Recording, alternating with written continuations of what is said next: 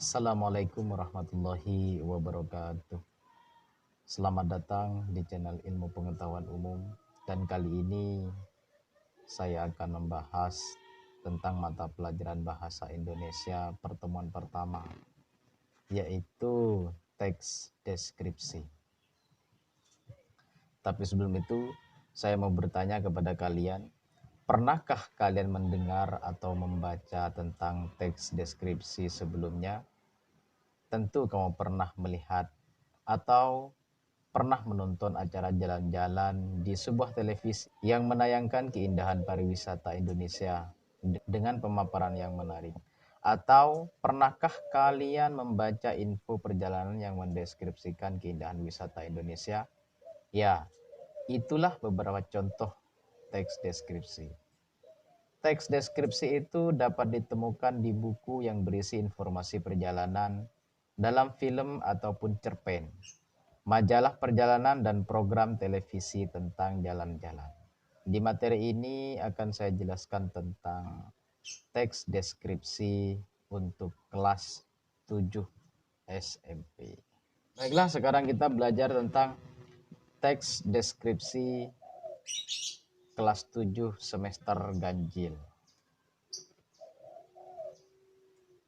Kompetensi dasar atau KD yang akan saya sampaikan yaitu KD 3.1. Mengidentifikasi informasi dalam teks deskripsi tentang objek. Objek di sini adalah sekolah, tempat wisata, tempat bersejarah, dan atau suasana pentas seni daerah yang didengar dan dibaca.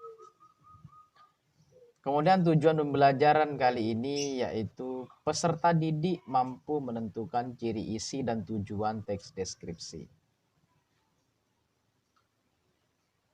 Nah, sebelum kita berlatih atau berlanjut lebih jauh, alangkah baiknya kita mengetahui pengertian teks deskripsi terlebih dahulu. Teks deskripsi adalah sebuah paragraf yang menggambarkan suatu objek dengan rinci dan jelas, sehingga si pembaca seolah-olah merasakan langsung apa yang sedang diungkapkan di dalam teks tersebut. Teks deskripsi merupakan teks yang melukiskan sesuatu, menyatakan apa yang dirasakan, didengar, dan apa yang dilihat dalam bentuk teks. Ini pengertian teks deskripsi secara umum. Ciri-ciri teks deskripsi. Suatu teks dapat dikatakan teks deskripsi apabila memiliki ciri-ciri khusus di bawah ini. Teks deskripsi menggambarkan atau melukiskan tentang suatu objek secara konkret atau rinci, seperti suasana, peristiwa, benda, dan sebagainya. Misalnya, teks deskripsi menggambarkan seorang ibu yang baik, maka yang perlu dideskripsikan adalah baiknya sosok ibu itu seperti apa. Atau menggambarkan keindahan pantai, maka yang dideskripsikan indahnya pantai itu seperti apa. Contoh misal, kita mendeskripsikan tentang pantai Parangtritis. Yang perlu kita deskripsikan adalah keindahannya. Apabila kita ingin mendeskripsikan tentang keindahan pantai Parangtritis, maka yang perlu kita deskripsikan adalah indahnya pantai. Contoh, di sore hari kita bisa melihat matahari seolah-olah menyelam ke dalam air. Nah, itu salah satu contoh mendeskripsikan tentang keindahan pantai Parangtritis. Ciri selanjutnya, objek yang dibicarakan bersifat khusus dan berupa pendapat persona atau seseorang. Misalnya, kita mendeskripsikan atau menggambarkan ciri fisik seorang ayah yang dibanggakan. Contoh, si A punya seorang ayah yang dibanggakan. Dia mempunyai badan yang besar, tinggi, kulit yang putih, berkumis, dan memiliki jambang, misalnya. Itu merupakan contoh deskripsi secara fisik menurut persona, menurut orang yang mendeskripsikan.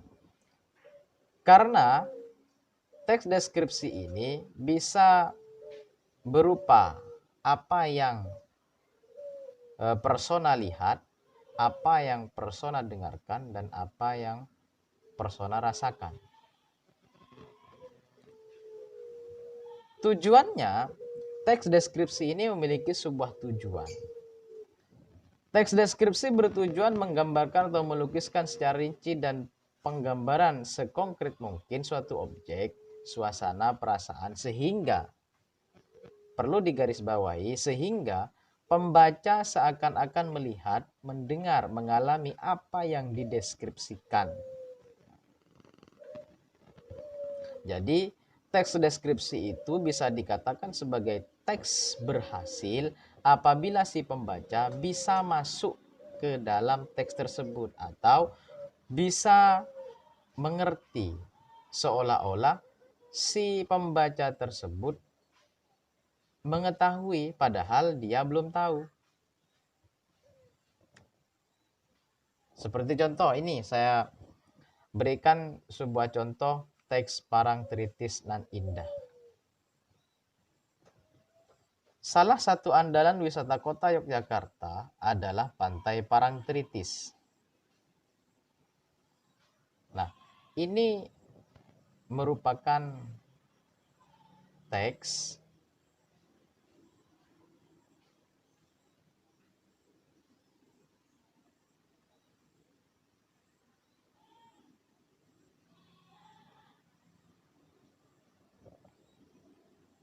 Nah, kita langsung ke paragraf kedua. Pemandangan Pantai Parangtritis sangat memesona. Memesona ini adalah kata lain daripada indah. Di sebelah kiri terlihat tebing yang sangat tinggi. Sebenarnya yang akan dideskripsikan adalah memesonanya ini. Memesonanya ini menurut orang yang mendeskripsikan. Di sebelah kiri, karena orang itu melihat di sebelah kirinya ada tebing, maka dideskripsikan ada tebing. Di sebelah kiri terlihat tebing yang sangat tinggi dan di sebelah kanan kita bisa lihat batu karang besar yang seolah-olah siap menjaga gempuran ombak yang datang setiap hari. Orang mendeskripsikan Parangtritis ini berdasarkan dari mana dia melihatnya. Apabila dia melihatnya dari sisi lain, mungkin dia tidak akan mengatakan di sebelah kiri, karena teks deskripsi ini merupakan pendapat persona.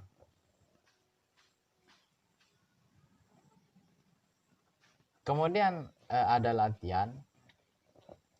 Coba kalian keluarkan bukunya ketika melihat video ini. Kerjakan atau selesaikan latihan 3 itu.